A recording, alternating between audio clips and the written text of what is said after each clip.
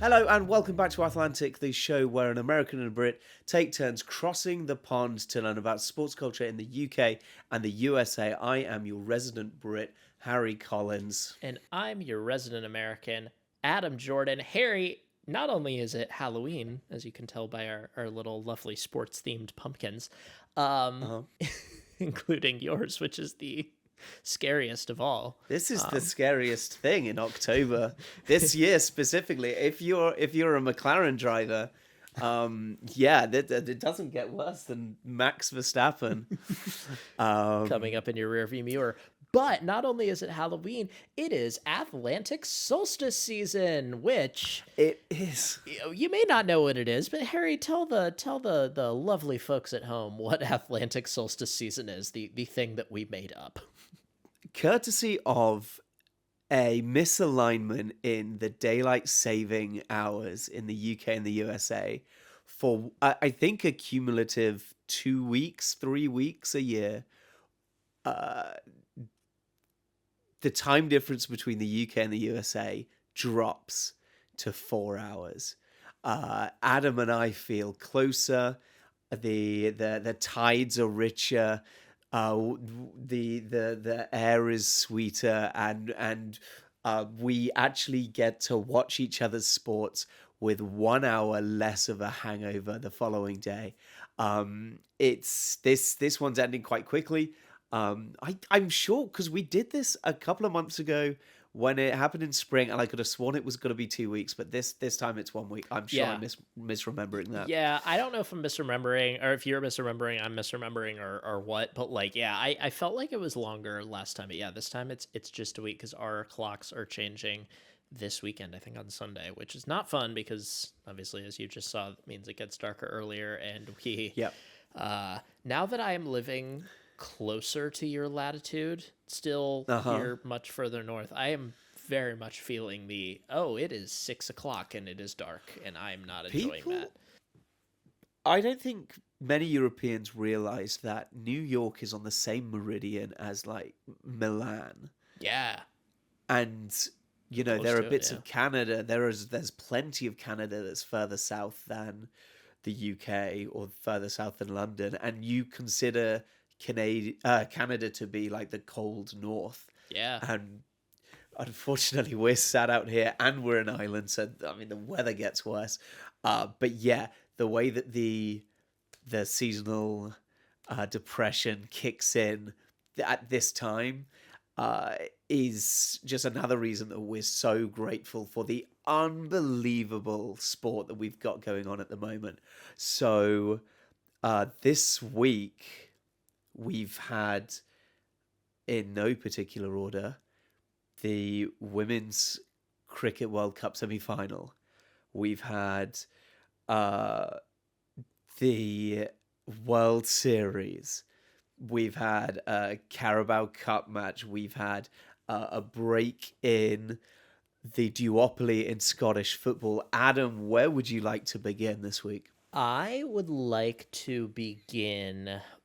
Actually, I want to backtrack just a bit because we do have to mark our patron saint for the episode. We have to pay our respects before we truly get into it. Otherwise, he will bring a curse upon us for years to come. And our patron saint for this episode needs no explanation. It's Michael Jordan.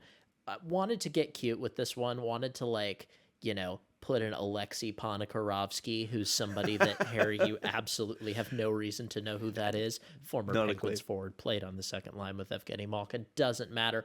Michael Jordan, his airness himself, who is now doing TV hits for NBC on their NBA coverage. We can talk about that another time. Wild life that man has had, but he is the true greatest basketball player of all time. And of course, a North Carolina Tar Heel. So sure, have to pay our respects to MJ. Do you have anything that you would like to say about MJ? Go ahead. No, I mean for episode 23, it made total sense. Yeah. I don't think he's going to be the patron saint of episode 45. I don't remember that number being quite as potent for him. But yeah, this one was a gimme. I don't know, 24. We can pick another obscure gentleman that's lived in Pittsburgh if you want. There we go. But Yeah. we'll give this one to, in my opinion, the best basketball player who's ever lived, and maybe one of the few athletes that we've both like shared a campus with. Yeah, true. Truly. Yeah, that's wicked. That's a point of pride. I came to UNC without knowing that he first. I didn't really understand basketball at all. I didn't really know who he was, and he was at Wild. He didn't do the commencement address, but he was on campus the day I did orienteering. We had like this big auditorium, and all of the international students were there. And somebody was like, "Oh, and Michael Jordan's here today filming something for whatever." And I was like, "Who?" And everyone was like, "You're in the wrong spot." Yeah. I was like, "Okay." Wild. You of all people not knowing who Michael Jordan really was is kind of crazy. That's Or crazy. I knew who he was and was like, what would he be doing in a tiny little town in North Carolina without knowing that this is like his home? Sure. Okay, that's reasonable enough, but still, Yeah, it's still, actually, I'm not going to pretend that's reasonable. That's insane, Harry. Yeah, and shame on you. But it's a good thing. That's why we had to pay our respects, because otherwise, curse would have been on you for years. But to your original question, I think we have to start with the World Series. It is, by the time this episode comes out, it very well could be over. But this has been a World Series for the ages. The Los Angeles Dodgers from the National League and the Toronto Blue Jays from the American League are currently tomorrow will be game 6 back in Toronto. Toronto is currently up 3-2 as we're recording this, and we'll have 2 chances to win the World Series on home soil, which would be their first title since 1993 for the Dodgers.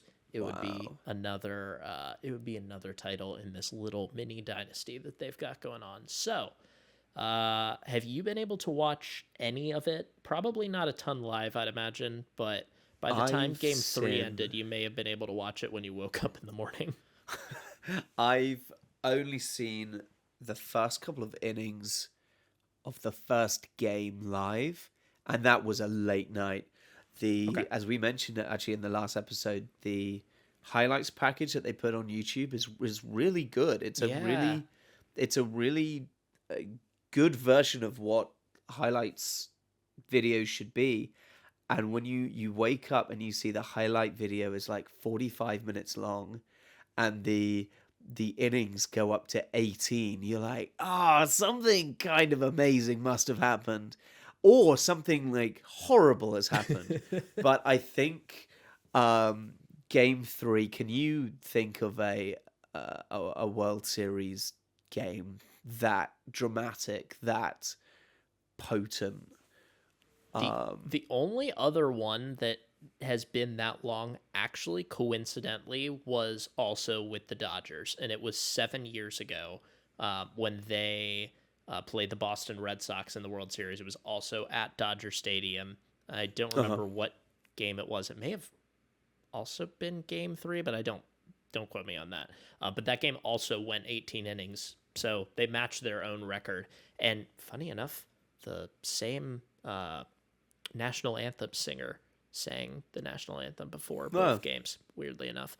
But anyway, so that's the only thing that compares, and it just so happens to be the same team. But yeah, absolutely insane. The Dodgers and the Blue Jays both were just about out of pitchers by the end of the game, so the Dodgers manager actually came out and said after that the plan would have been to have a position player go out and pitch because there just were not enough substitutes left. Crazy. Yeah. I texted you this before the first game of the World Series because I'd seen online a huge sentiment towards the US getting behind the Blue Jays rather than the Dodgers. Yeah. Can you explain why there's such an affinity for a team that isn't even from the US? Why that's getting so much support? Is it really like kind of an underdog thing? Are people bored or burnt out with the Dodgers being so good? Is it a reaction to Shohei Ohtani dropping the best game any baseball players ever had. Why are we all behind the Blue Jays? Yeah, we didn't even talk about the NLCS game where it was game 4, I think it was, where he hit 3 home runs and was also pitching in the game and had 10 strikeouts, which is just maybe the best game anybody's ever had at that level.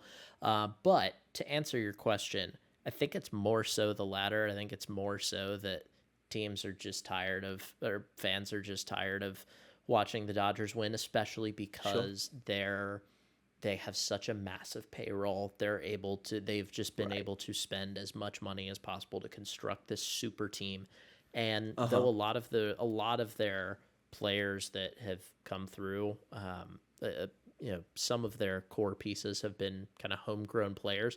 They're superstars. They're Shohei Ohtani's, they're Mookie Betts's, they're Freddie Freeman. Their superstars are people that have come in from elsewhere, and I think I've said this before, and I think maybe on this show, America loves a winner until they start winning too much. Once you're in a position to start winning too much, no matter how, because by all indications, a lot of the stars on the Dodgers are like just good people, and like I can't speak for all of their views on everything and all of like how they've interacted with people forever, but like Shohei Ohtani is like known as like one of the most respectful players in the league. Freddie Freeman is loved in Atlanta for many years and is just as loved in Los Angeles because of the person he is. Mookie Betts is thought of really highly as well. So like it's not because they're like generally known as like bad people. It's just that they win and they're paid a lot of money to do so.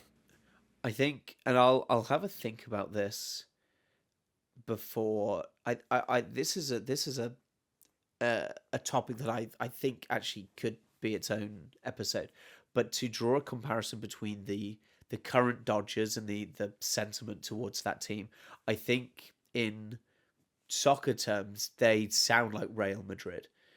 Even if they're not, Real Madrid actually has a very productive youth academy, so they have quite a few homegrown players that are very good, but they do typically go and snatch the best players from elsewhere, and they are such an attractive team for play style. They are a very historic. They win plenty. They've got a huge catalogue of titles that draw other players in. And they're not even owned by like some like big evil, oil oligarch, right? Like they're like we don't have to get into all of it. But like the Real Madrid ownership is very interesting, but they're not like state owned like Manchester City are, and or Newcastle have been. So yeah, you're right. And people end up disliking Real Madrid because they won 4 Champions Leagues in a row, and everyone was just desperate to see anybody else win something. And of course, at the end of every season, the best player in the world who's available, more often than not, will choose Real Madrid because we're just gonna win there. So this season they picked up Trent Alexander-Arnold from Liverpool. They got Kylian Mbappe the year before that. Like, they're just hoarding unbelievable talent. And typically, the best player in the world either plays for Real Madrid or Barcelona. And where Barcelona tend to make the best player in the world, Madrid will go and buy them. So this is something that will not translate to European listeners. But the Shohei Ohtani contract is the biggest sports contract of all time, I think, at the time of signing. Shohei Ohtani, his contract it's the second biggest right now. The biggest is there's a guy named Juan Soto that plays for the Mets. From the Yankees to the Mets. Right, yeah, and but they're really comparable. I think Ohtani makes $700 million, and that's crazy. Soto makes like $750 or something like that. That's unbelievable. Yeah, right? We'll have to draw a comparison that makes sense because we talk about sports contracts in such different ways, but Ohtani is arguably the best player ever now, right? I It's in the yeah. conversation, and he doesn't even have the good grace to be 40 years old. He's still going to be amazing for a while. Yeah. Um, and it's one of those where I think a lot of people want to see the best player in the world play really well, Yep. but also it's now understandable why so much of America are rooting for a team that are not even That's not in American. their country. And there is also, like, I don't want to leave the Blue Jays out of this discussion of why people are rooting for the Blue Jays and they're Well, on they're the precipice winning. of a title. They're Yeah. winning, but also they haven't won since 1993, so there's a nice long drought for them. They're not a Uh-huh. team that's been in contention for the World Series that often since then. They have a star that is very much a homegrown star, a guy by the name of Vladimir Guerrero Jr., who, as the name implies, is the son of Vladimir Guerrero. Vladimir Guerrero Sr. was a terrific player for years for another Canadian team, the Montreal Expos, who no longer exist. That's a story for another time. But Vlad Jr. was like, he was with his dad as a kid on the field before games That's sometimes, as in a little kid size Montreal Expos uniform. He's a Canadian. He was born in Canada. I think he's a Canadian citizen, but he was born in Canada. He is very much Canadian, born and bred. Also has rich Dominican heritage, but he is somebody who has been kind of a loyal son to that country. And when he had the opportunity to go sign somewhere else for a bigger paycheck, he stayed in Canada and stayed in Toronto. That's So cool. there's a lot with that too. There's other storylines on the team. They have a legendary pitcher who's trying to kind of add to that legacy, named Max Scherzer. We don't have to get into all of the specifics, but to your point, it is a very fun World Series. I'd like the Blue Jays to win it. But I also wouldn't really mind this one going to Game 7. So Sure. if that's all for the World Series, and let me know if there isn't, I would love to move on to the Women's Cricket World Cup. It sounds The like other bat and ball. yeah, the other bat, yeah, makes natural sense. It sounds like, and the last episode that we recorded was a while ago, but it sounds like things have shaked out a little bit differently than you thought they might. Sure. So the Women's Cricket World Cup plays a round robin for a league stage, and then the top four play in semi-finals. And I predicted in the last episode that the final would be between England and Australia. I thought that England would probably win the league stage and Australia would come second, which means they're seeded against England would then be against fourth and Australia against third. That didn't play out. Instead, Australia played against India yesterday and England played against South Africa. I also predicted that that England and Australia would make it so far because those are the two programs that invest the most money into their women's team. Okay. Discounting that this competition is in India, they have the home support and the home field advantage. England were season. Yes. Oh, you texted me about how a sport that can be interrupted by rain can be held in a country during monsoon season.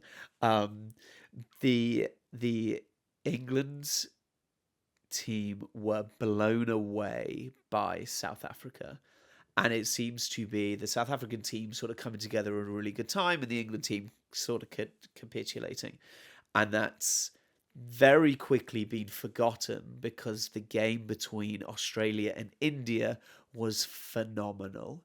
The Australians led the proceeding, and Phoebe Litchfield brought up a century on the way to 119 runs in a limited overs format. That's a pretty good going, hitting a century in your 50 overs, and carried the Aussies were 180 for two initially, which is like a really good economy.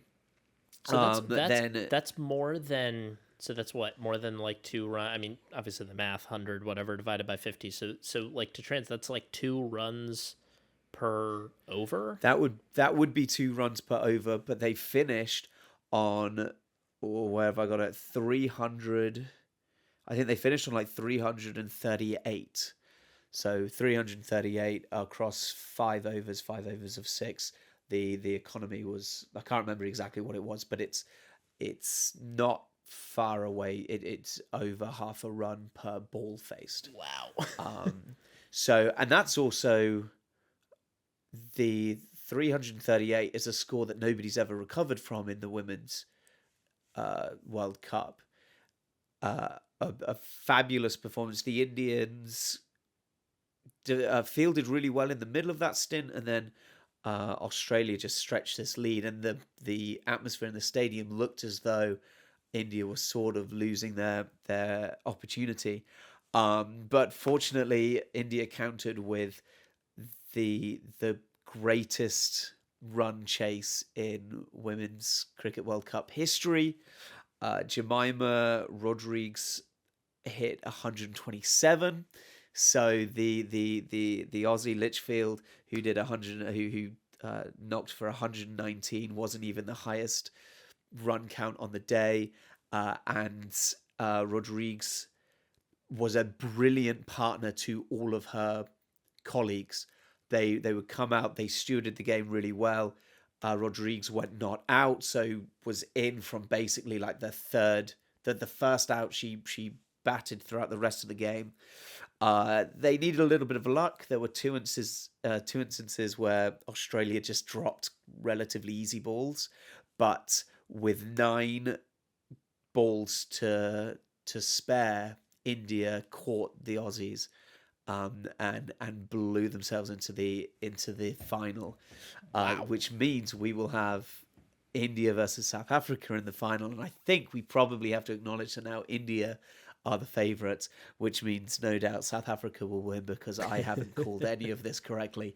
But yeah, it's I highly recommend watching the highlights of this because it's really good cricket played in a challenging atmosphere, in a challenging environment where you can see the fundamentals of cricket being played really well, and it's a really good one to watch where you can see like the consequences of there's a dropped ball from Rodrigues when she's about 60 runs in that would completely stunt the Indian fight back, but the ball was dropped. She got to keep going and she just made the most of it.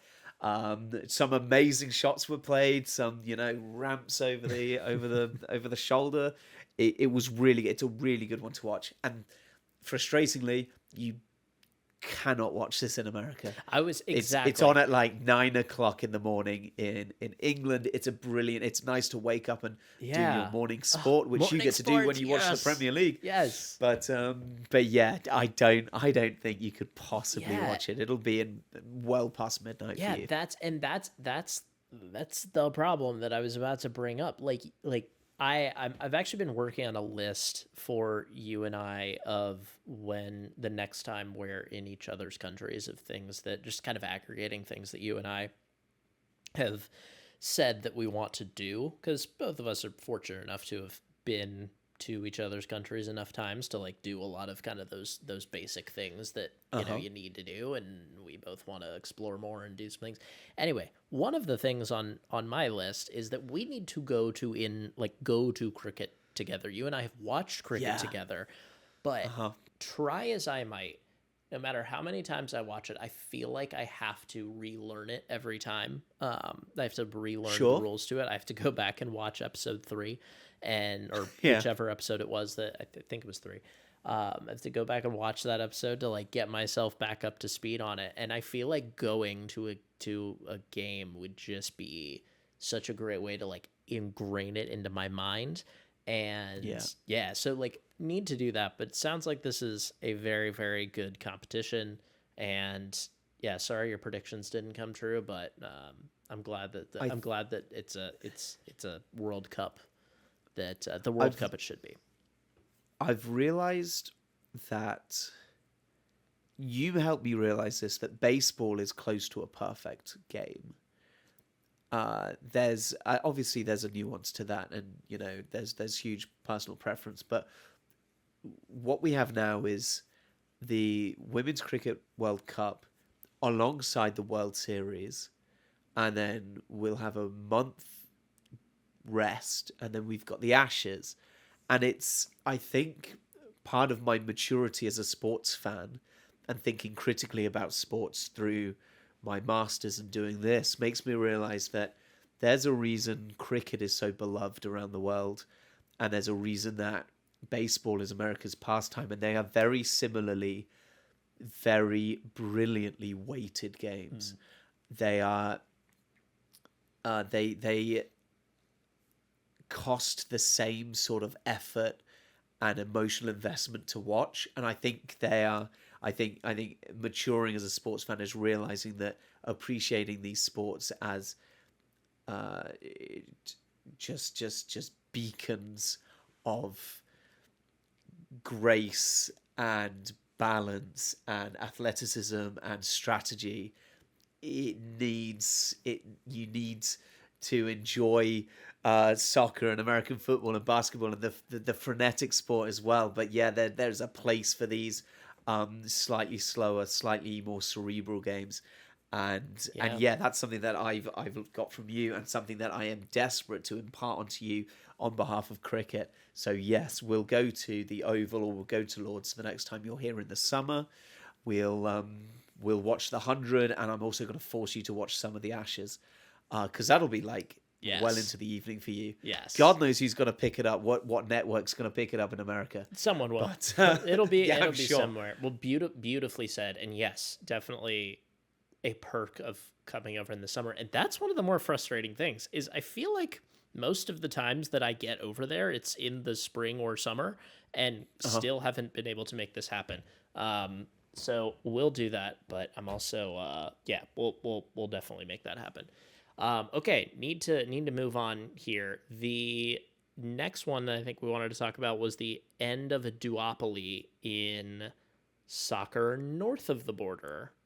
Yes. This will be a very quick one, because if I'm jinxing teams, I don't want to waste time and jinx Hearts, because north of the border in Scotland, we haven't had a different winner for the Scottish Premiership since 1985, which, if you remember our last episode, was the same year that the Black Ball final happened in snooker, and the world was a very different place. Since then, the winner of the Scottish Premiership has either been Celtic or Rangers until this year, when the Heart of Midlothian, the team from Edinburgh, are now top of the table by 6 points. They've got 26 points. Celtic are next at 20 as the time of recording, and Rangers are a little bit further back on 15.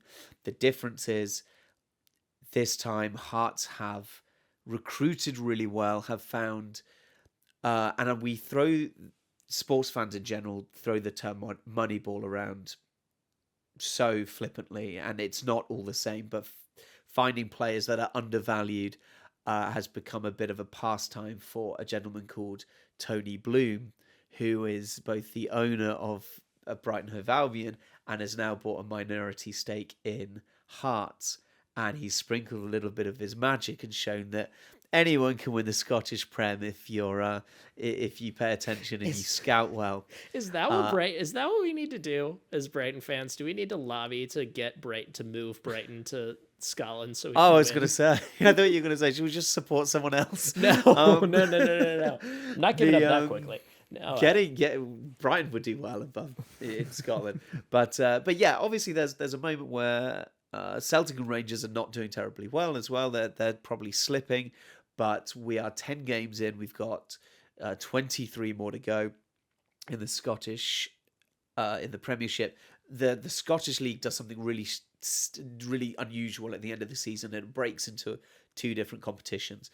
So we'll circle back in 4 months to sort of check on Hearts, but at the moment there is light breaking the duopoly. It's a competition that so many people are just fighting for second in, and admittedly last year Aberdeen were doing really well at the same stage of the season, and things can all come off the wheels can come off quickly. but it just feels like this could be it. This could be the break that we've been waiting for 40 years to have a different winner of this competition. So while that would be momentous, it's certainly not scandalous. Adam, do you want to tell us about the NBA underway scandal? Yes, and yeah, very quickly. So the NBA has just gotten underway. They're about a week into the season at this point, but the FBI dropped an absolute bomb onto it, which maybe I shouldn't be saying the FBI dropped a bomb onto in the same sentence. I haven't done that for ages. History, yeah, but not far off from the same. Anyway, no, so the FBI came out and arrested a couple of a coach and a player, and named several others. I don't know all of the details in a giant betting investigation that had been happening for several years. Yeah.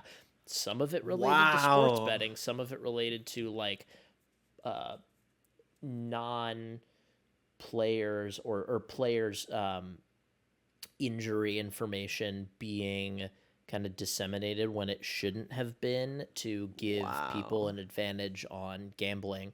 And there's also the head coach of the Portland Trailblazers was indicted in some sort of something going around in illegal poker games that apparently were happening that involved mafia families. It's all very murky and mafia in Portland. Well, they were like it was with like, I don't think it was like the Portland Mafia. I think it was like, I was gonna say, the Portland Mafia can't be that scary, right? No, Portland doesn't strike me as like a mafia stronghold. No, watch Portlandia. It's just like that. No, but it's been a very strange and rocky start to the NBA season just because of those headlines, and I'd be lying if I said I fully understood it. I've read a couple of articles, and I think there's still a lot left to come out, but very, very not what you want to see, especially given the rise in legal sports gambling in the U.S. Yep. And we did a whole episode on it, but just shows that entangling ourselves more with that has opened us up potentially to some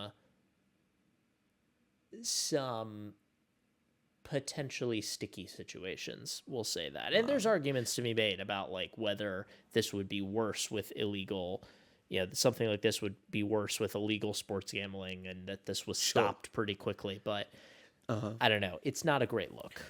So if this turned me off from watching the NBA this year, how long do I have to wait for the college game? College game starts very soon.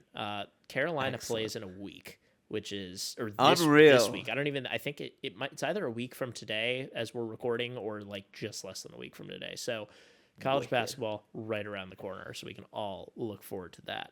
But as we record, it is the eve of All Hallows Eve, which means that we have a little bit of a spookier flavor to our main segment, which, again, like last week, will be a little bit shorter than traditionally it is, but I think will be just as fun nonetheless. So this week, we wanted to focus on something that is a little bit spookier, and that's curses. I think everybody in the world of sports knows what it's like to have their team cursed, or to see there's all sorts of fun stories that I think there are to learn, but I think we each picked one that we want to talk to the other about.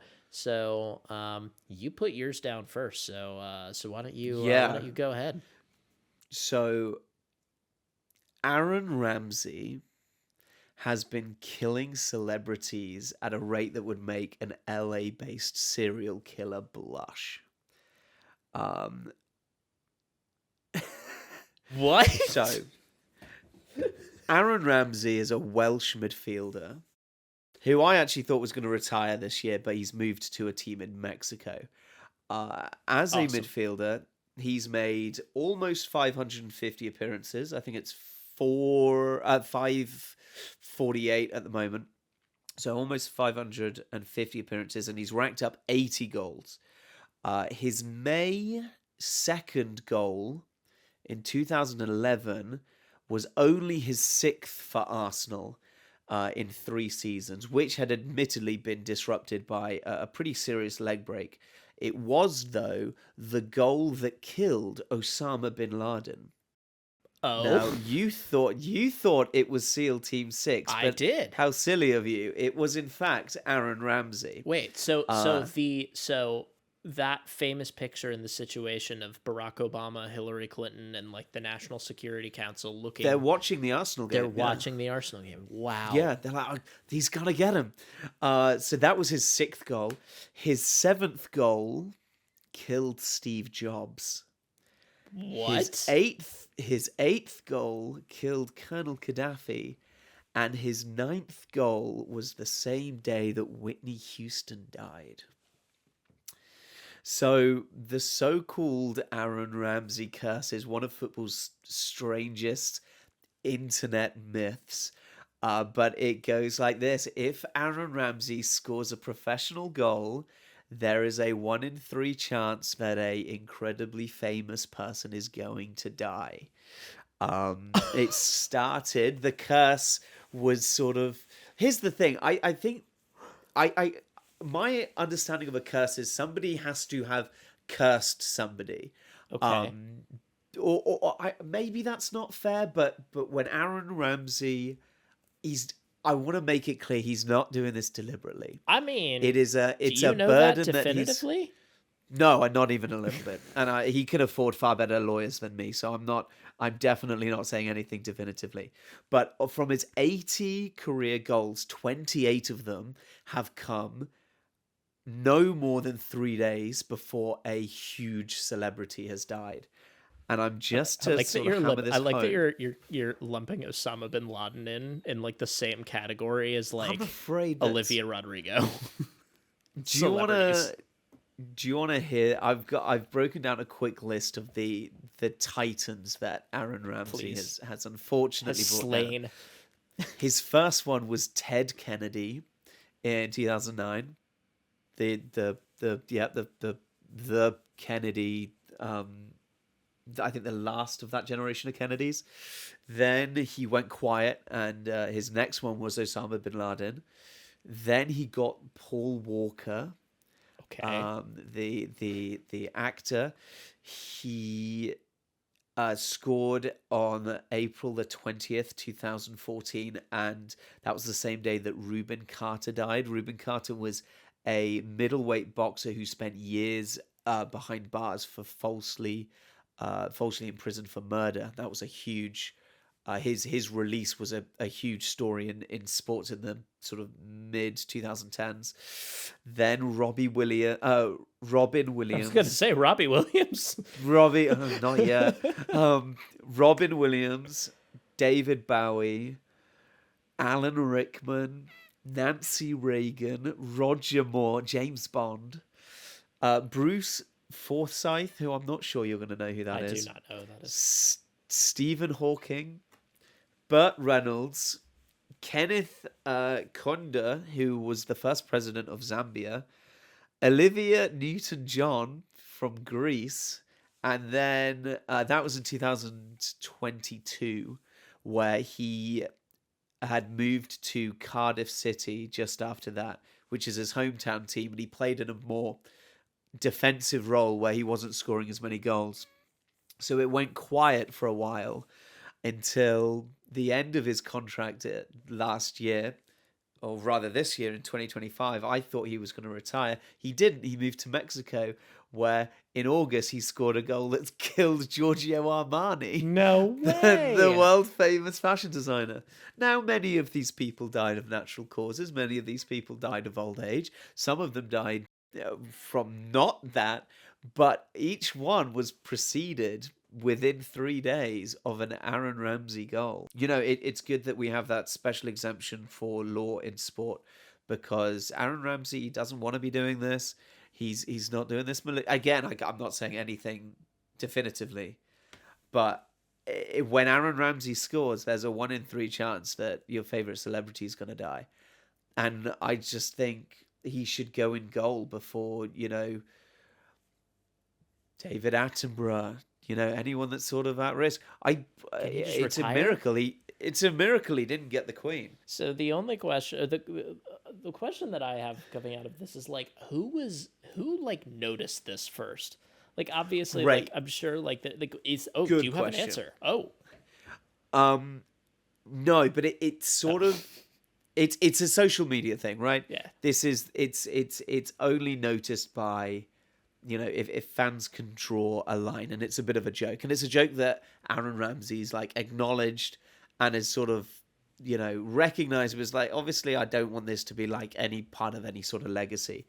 But it's an interesting example of when we blend superstition and that sort of internet folklore, and it's sort of it snowballs away, and that's how we can. It's a funny intersection between football and pop culture that normally sits a little bit more distantly, but fortunately, yeah, no, it's the evidence is there, and I think it is a curse. But I do wanna absolve Aaron Ramsey of any real blame. And remember, most of his goals don't actually kill people. But in English sport, there aren't many that come with such substantive evidence. Then, bless him, Aaron Ramsey, the Welsh midfielder, picking off the most famous people in the world. So there's my curse. That's a pretty good curse. I Because that leaves you something to be afraid of, too. it does, and I don't want to get famous until Aaron Ramsey retires. Obviously, that's why I'm waiting.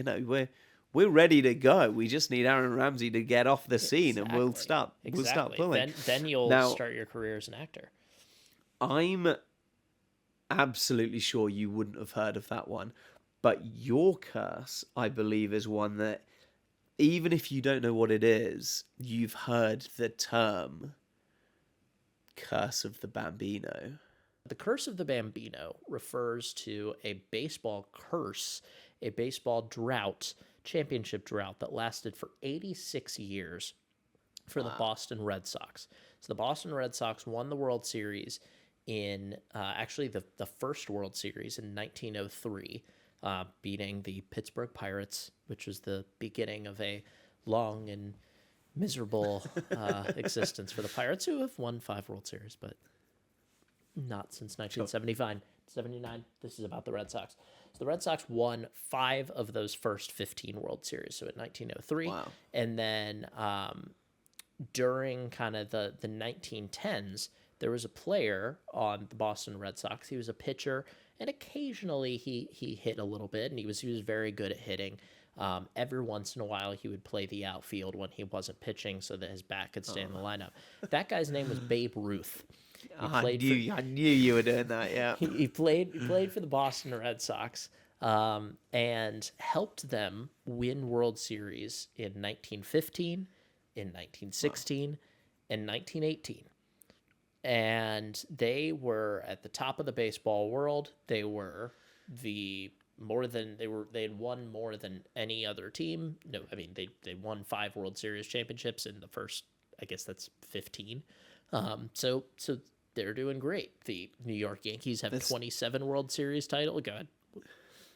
Well, 5 in the first 15 is the same hit rate as Aaron Ramsey goals to Celebrity Murders. I'm glad so that's pretty good consistency there. We fair. didn't even plan that. That's very true. So 5 of 15. The New York Yankees have 27 World Championships. They weren't at that point. In fact, I don't think they'd won any by that point.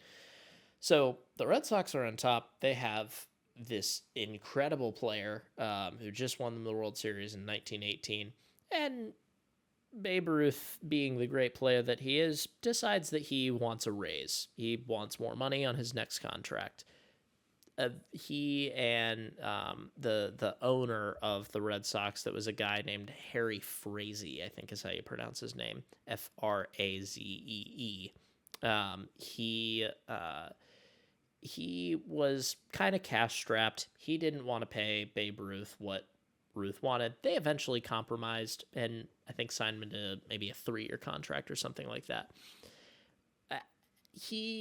Ruth wanted to keep hitting more than he wanted to pitch, and he still wanted more money. It was very clear that this arrangement, this unhappy marriage, was not going to work out. So in the year 1920, Harry Frazee sold Babe Ruth.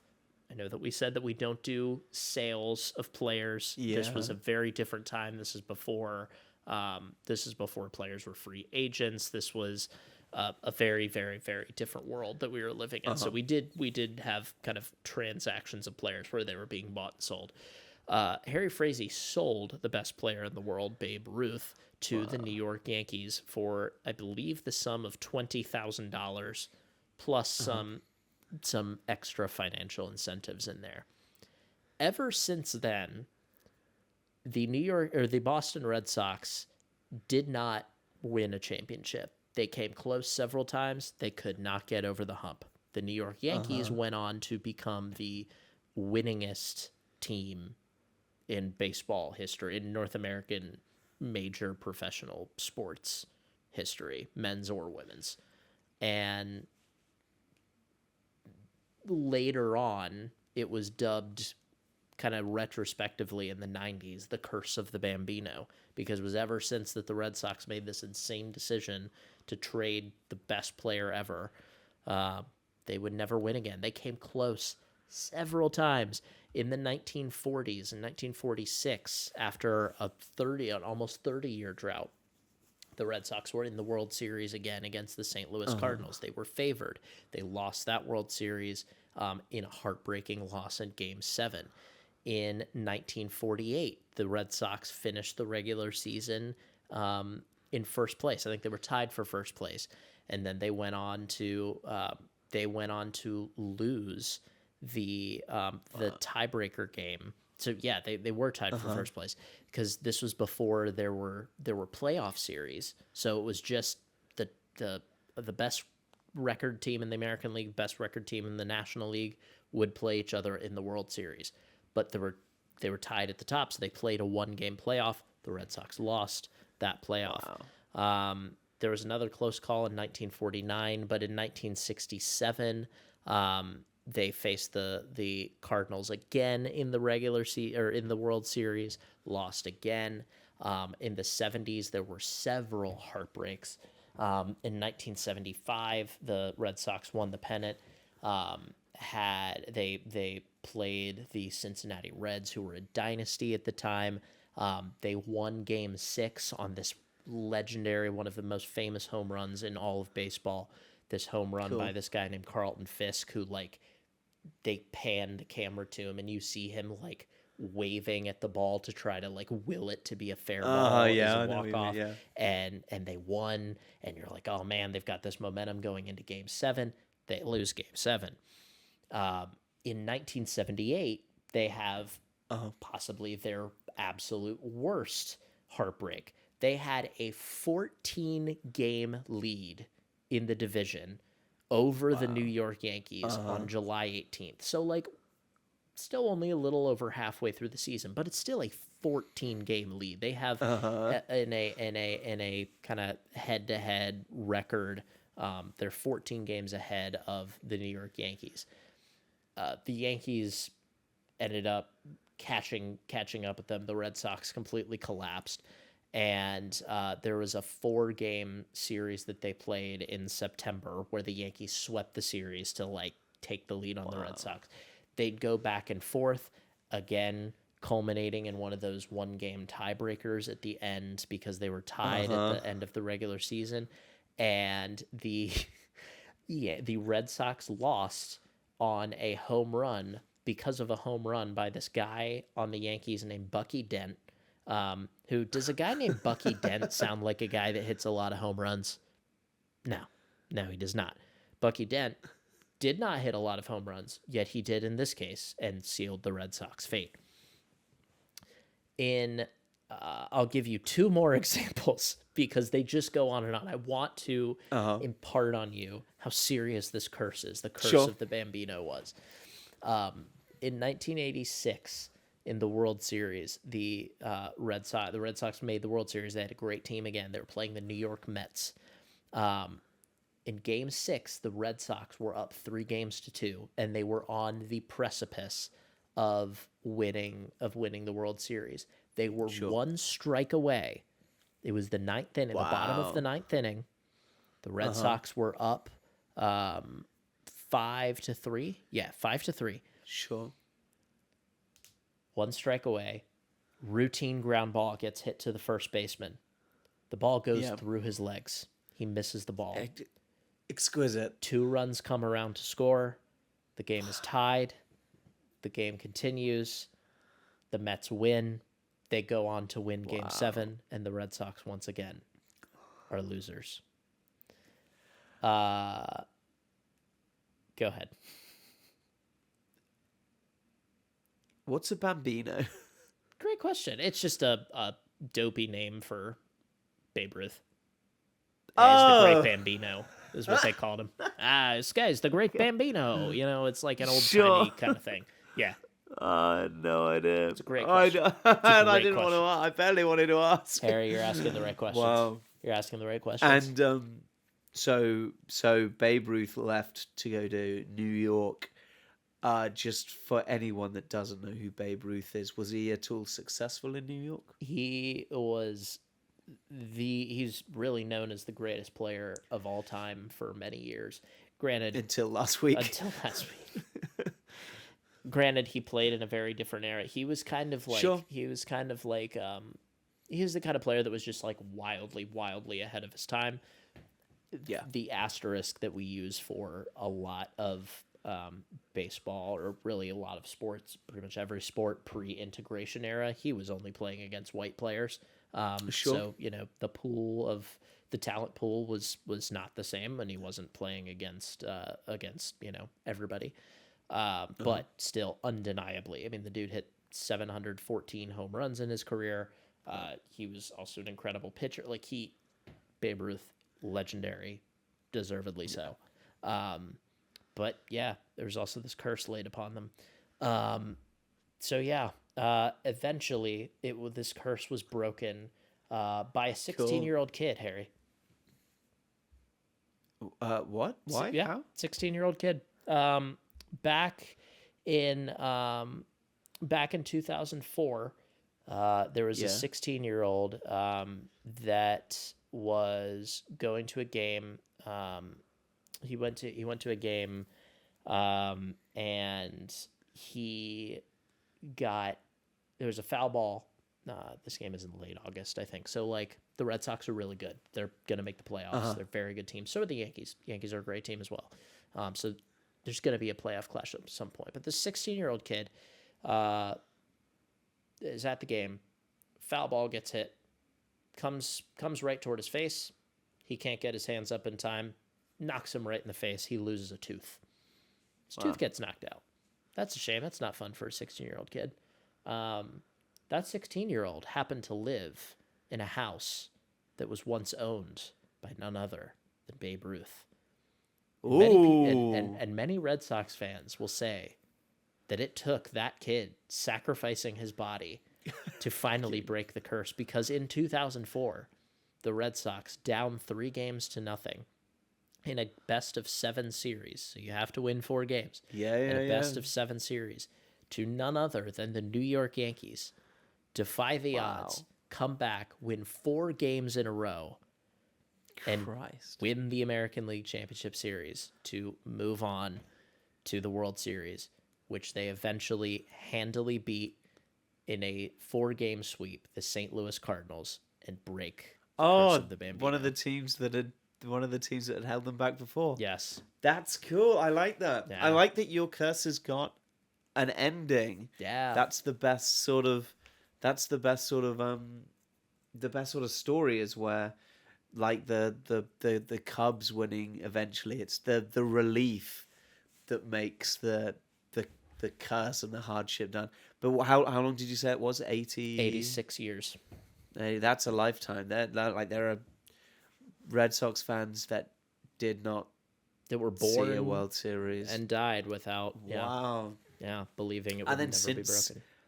Since 2004, have they continued to be Yes.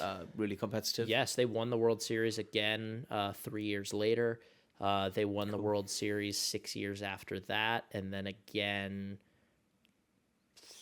5-6 years after that. 5 years after that, I think it was. So they've had their share of success since then. So really, it was that 16-year-old kid getting popped in the mouth. That's a good one. It was. That's good. I know that the curse of the Bambino. That is just a phrase that seems to be in sports zeitgeist. Yeah. You know, even on this side of the Atlantic, and I'm really glad that we now know what that means. Yeah. So I think that brings us up to our 2-minute warning. Yes, it does. Which leads us into our question of the week, which follows a very similar theme. We're talking about curses. We're talking about specifically what is a curse if not like a superstition that's going against you. So our question this week, Adam, what is your, and I've used the word secret, but it doesn't have to be secret, because what is your secret sports superstition? Yeah, I don't think many of them are secret for me, because I am a pretty superstitious sports fan. But I would say I have a UNC basketball jersey that is cursed. Right. I wore it to I had it since I was a kid. It was of a player that was kind of the last remaining player from kind of Carolina's national championship team in 2009. The team after that, the next year, was terrible because everybody was gone except for one player. Sure. It was this guy, and I really liked this player. So I got his jersey. And anyway, I wore this jersey, and for many years, Carolina had many NCAA tournament losses that were devastating, but I never really thought twice about it. But then I took it to a game at my high school, and I wore it there because they had encouraged everyone to like wear a jersey that they liked. Cool. So I wore that jersey, and we lost that game. Then I started noticing every time that I would wear that jersey, Carolina would lose. And it took me, and I, eventually was like, it's like, this is bad, but I'm like, I've got to like work out that, because like I like this jersey. I've got to like work it out. So I like wore it against really bad teams. We still lost. Yeah. Like it was because you want to break the cut. You want to break the trend. Exactly. But there's just no breaking it. It's too powerful. So I have since I will not put it on again. I've actually since given it to Elizabeth, to producer Elizabeth, to see if it works any better for her. Because clearly it's a curse upon me. So what about you, Harry? My superstition you've actually been a part of. And mine's actually, albeit I maybe broke it literally yesterday, but I've realized when I've been attending football matches for Brighton, if I'm wearing the kit that the team are playing in, or if I wear a home kit for a home game or an away kit for an away game, if I take that kit off during the game, Brighton score a goal. I don't have to do it every time. And you know what? I forget a lot of times. But the last time it worked, I was watching West Ham with my dad and you. And we were playing awfully. We scored, I'm pretty sure we scored an early goal to go 1-0 up, and West Ham got 2 goals. And deep into the second half, both Dad and I turned to you, and I remember the look of slight bewilderment on your face when we told you to take off the jersey that you just bought. And sure enough, with about 6 minutes left on the clock, Brighton scored 2 goals to rescue what was a disastrous game to watch. And I remember it was your first time at the Amex, and you were singing and were so into the game. I enjoyed my And beef bovril. yes, oh god, yes. The atmosphere was rubbish because we weren't playing very well, and for whatever reason we took off our shirts. And the fact that proves the superstition worked was I'd taken mine off and you taken your off, and we got 2 goals. Yeah. And it erupted, and then suddenly the atmosphere was there, and what you came to experience flooded in because we took our shirts off. We were wearing other clothes. We were not naked, to be clear. And that's been and that's happened before for me and Dad. And I've had this quiet joker in my back pocket that if I just take off my jersey, Brighton might score. And last night I was at Brighton versus Arsenal, and we played well in the first half, and in the second half we didn't play so well, and we conceded twice. But it's the 80th minute, and I was like, I've got the power. I have the magic. And I quietly took off my jersey, and nothing happened. This just goes to show you that money just failed. That money, it is hard to overcome. Sure is. Massive levels of money. When Arsenal can bring on 4 of the best players in the world, and Brighton's best answer for that is one fan in his late 20s still thinks he's got the childhood superpower of taking his shirt off and not understanding what a coincidence is. As he sort of whips off his away kit and then very quietly stuffs it in his pocket, hoping for the goal, only to see Brighton's former winger strike a shot off the post as I bury my head in my hands. Harry, I'm afraid my superstition might be over. Harry, you do have the power. Just use it sparingly. You're right. It's an extra boost over the top, and then you had me in that moment, right. In the moment against West Ham to double it. You can't be just throwing it out against Saka, Declan Rice, and the others. But anyway, speaking of football, I think I hear the final whistle. Yeah, that is the final whistle. Good. Well, very good. We a couple of things, a couple of housekeeping items. My computer is fixed. My computer was completely zonked out on me. So that is why the last episode 22, took so long to release and why we've had such a long time. Plus, Harry has moved, which we can address in our next episode. Harry has a lovely new set. But so with all of that led to a bit of a delay in this episode. So in the last episode and this episode coming out. So apologies for that, but we are excitedly getting on a new track here, new beginning, where we're going to aim to release new episodes every other Friday, occasionally a Saturday, just based on when we record and what's going on in our personal lives, because shockingly, this doesn't pay the bills just yet, but soon enough. But anyway, to help us make that a reality in the future, please like, subscribe, comment, interact with us on YouTube, follow us on Spotify. Please comment, leave a rating there. Check us out on TikTok and Instagram, though we haven't been as active there. Hopefully we'll be back to that soon. It's coming like a freight train. It is coming soon. We'll have more clips out from the episodes. We'll have some other bonus content coming out soon. So we'll keep having a lot of fun here on Athlantic, because I think both of us greatly enjoy it. But anyway, this has been a terrific episode, a lot of fun. Happy Halloween to everybody, and we'll see you next time.